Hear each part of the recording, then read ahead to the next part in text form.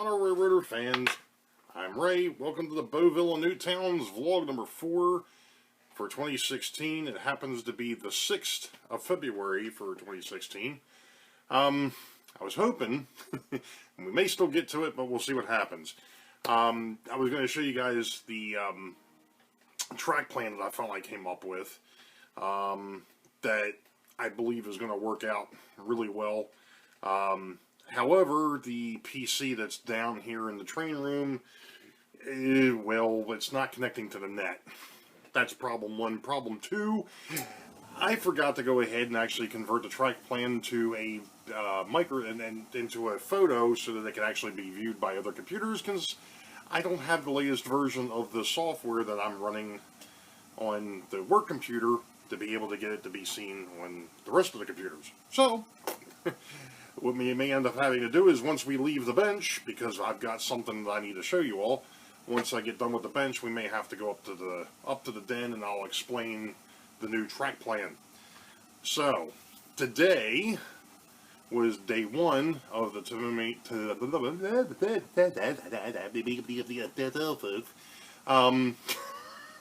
the day was day 1 for the train show out in Timonium. Unfortunately, the only day that I really had to get out there. Because tomorrow we've got a makeup date for bowling, and that starts at 1, so pretty much out of luck. It is what it is. Met up with Justin Volker while I was out there. He happened to swing in with his dad. I got to talk to them for a few minutes. Good to see Justin again.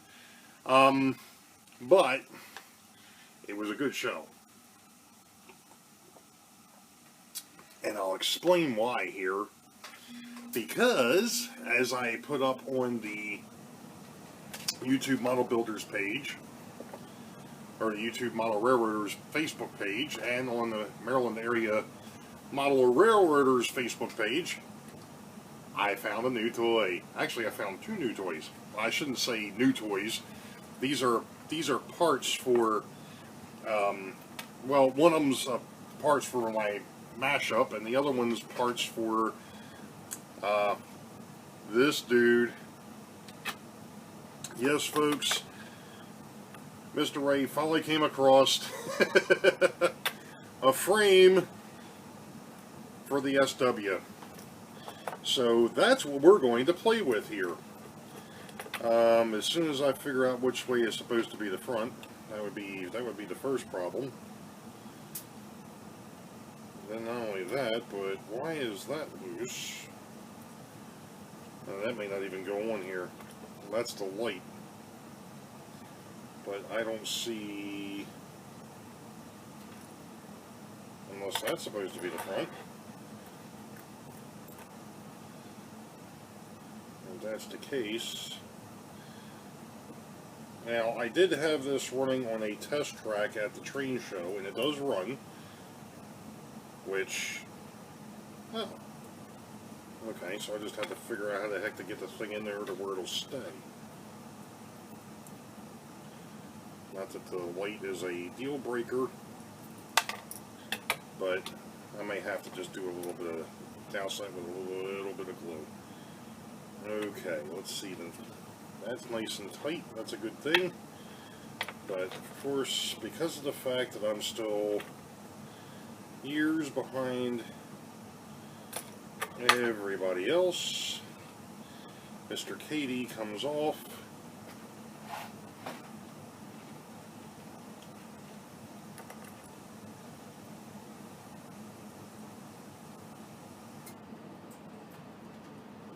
And provided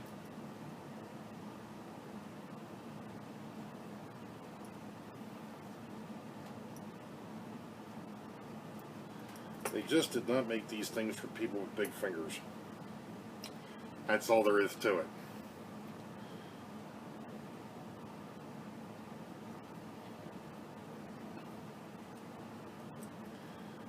They just did not make working on these things easy. But at least now it's got a horn hook. Hey, I've now taken it back 30-some years. Woohoo! And now, we lift. Hopefully.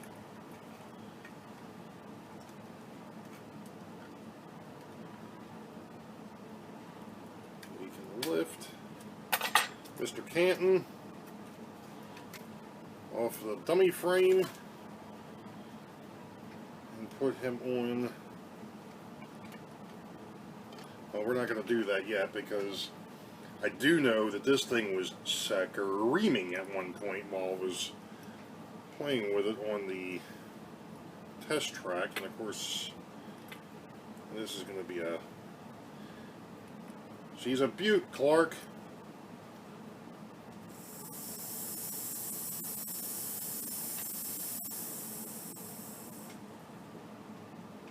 With the flywheels. Okay. Tell you what, I'm going to stop here for a second so I can go ahead and do some quick lube here, so hold on. Okay, so it's all lubed.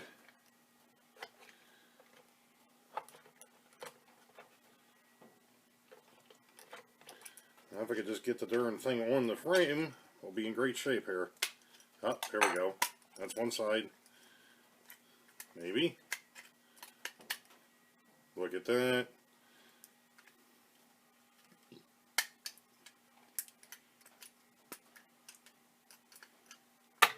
Yes. Alright, let's take him over to the layout. Alright, so there's Mr. Canton. And you might recognize the 3 cars from the other night. Or from Vlog 3.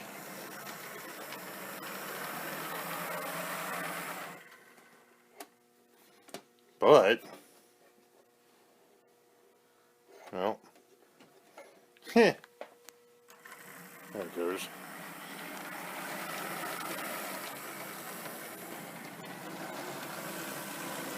Not sure what that was all about.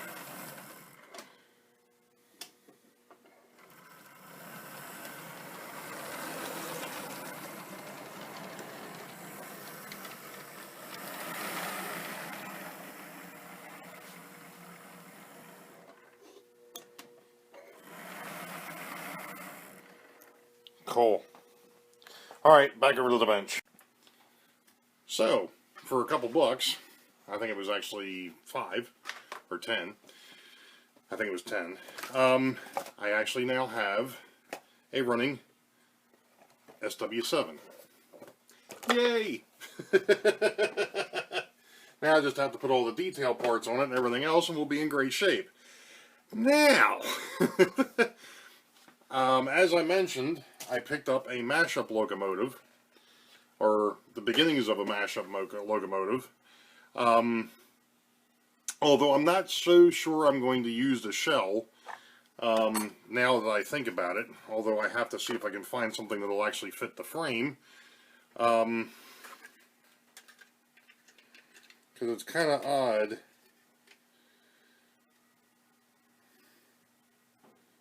Yeah, I see where the issue is here for whatever reason.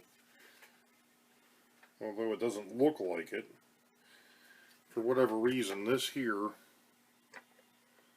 wants to get stuck. Anyway, I've got a frame, but the frame has got some issues. First off, this is what I picked up.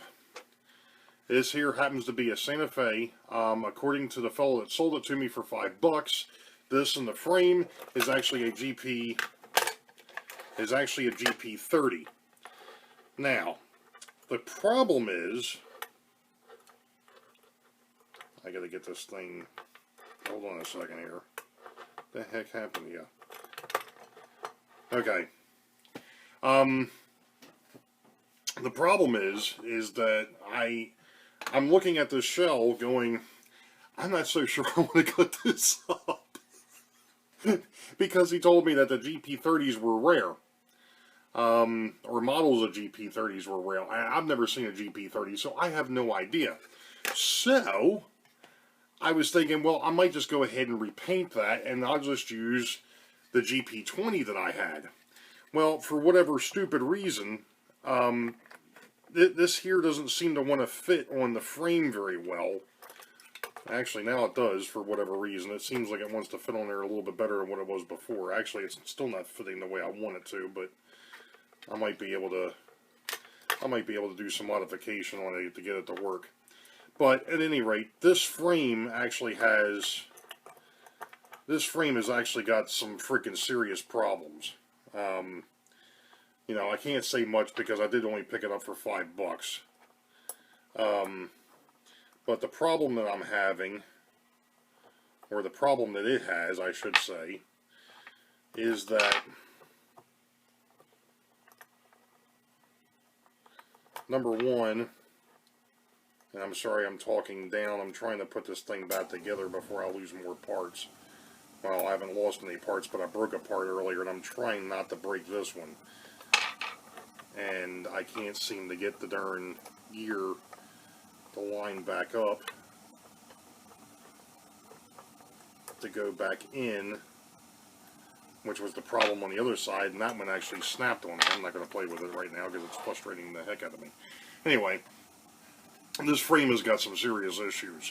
Number one, somebody decided to try and epoxy the motor. I guess the isolator that was originally in there went bad, so somebody tried to epoxy the motor to the frame. Well, that dried out or became too brittle and it snapped, or it broke, whatever it is. It was some sort of amber colored stuff. That's problem number one. So there's no way that the motor is going to stand or sit still in here. That's problem one. Problem two, I busted the connection between the worm gear here and the actual motor itself. It's a, I don't know where it got off to now. No, this is not good. Oh, there it is. This piece here is actually supposed to have, you see how it's got the one little ear down there? It's actually supposed to have two. It fits around the ball of the worm gear, and then goes up inside the flywheel, or up inside the balancer on the actual motor itself. Well, one of the ears is broke off now, so I'm going to have to see if I can't. I'm going to have to go on the Athearn, get a hold of Athearn, see if they can send me parts for it, or see if somebody else has got parts for it, and we'll go from there. But you know, for $5, I can't complain too much. It was $5, and I'll just have to make some modifications. Maybe I have to modify the frame a little bit to get the GP20 shell to actually fit on here. I think that's where the problem's at now that I look at it. It just looks like this here has got some extra ribbing or something on the inside, and this one here is sitting too flat. I don't know. I'll figure it out, and we'll go from there. So, you know, getting back to what I was working on, or going to work on. Of course, I don't have a great looking BL2 sitting down here, but oh yeah, I could see where this could definitely to a point, this could work out. This could definitely work out, I think. The only thing I have to do is just figure out where I want to try and cut it, and I think I see where I do want to cut the front end. Basically what it's going to be is where the GP20 was in an accident, the front end got screwed up, and the only thing they had laying around was the front end of a BL2. That's my story, and I'm sticking to it. But that'll be after I find some parts for my $5 frame. So, this computer down here is still screwed up, so I'm going to stop here.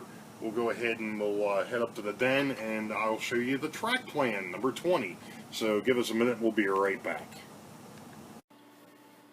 Alright folks, this is going to be a little nasty. This here is going to be a little bit goofy, but anyway, here we go. What we have is, if I can do this, I'm going to do it, like I said, this is not the way I wanted to do this. Boeville's up here, New Bolshide, Wakert Hill, down here is Newtown. As you can see from this, if it'll ever stop, move, there we go. You see Harrisburg and Richmond, that's your northern yard and your southern yard. And this here is a 4-foot long lift-up transfer bridge. Basically what it is your southbound train and your northbound trains will pull in, they'll pull across the bridge will slide over and dump them onto one of the storage tracks.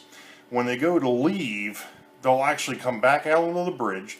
The bridge will line itself up on this reversing loop, and I'm not sure that it's going to be a reversing loop yet.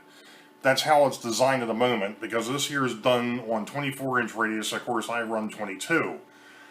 So, you have this. There's a possibility. What it would be is there would actually be two tail tracks here. And what would happen is you just realign the bridge, get it going in the right direction, and then it comes out over here and either heads north or south. Or is this? Yeah. I'm sorry, this is going to be headed north, this is going to be headed south. So,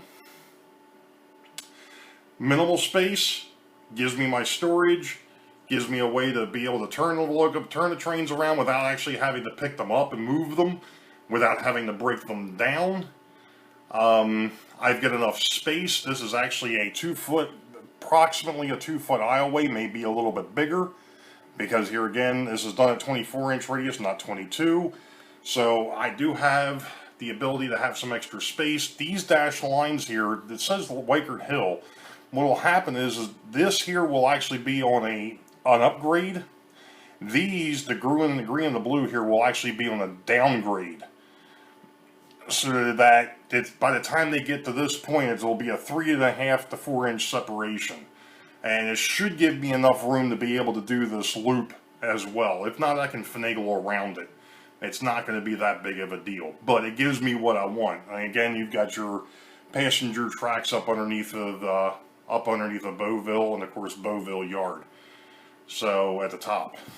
So there you go. There it is. The future Boeville and Newtown, at least rough draft. I'll have to get it converted to paper, but that'll be coming next. So give me a minute. Well, like I said, I knew that this was going to be a little bit unique because of the fact that I was going to have to do part 2 from up here in the den.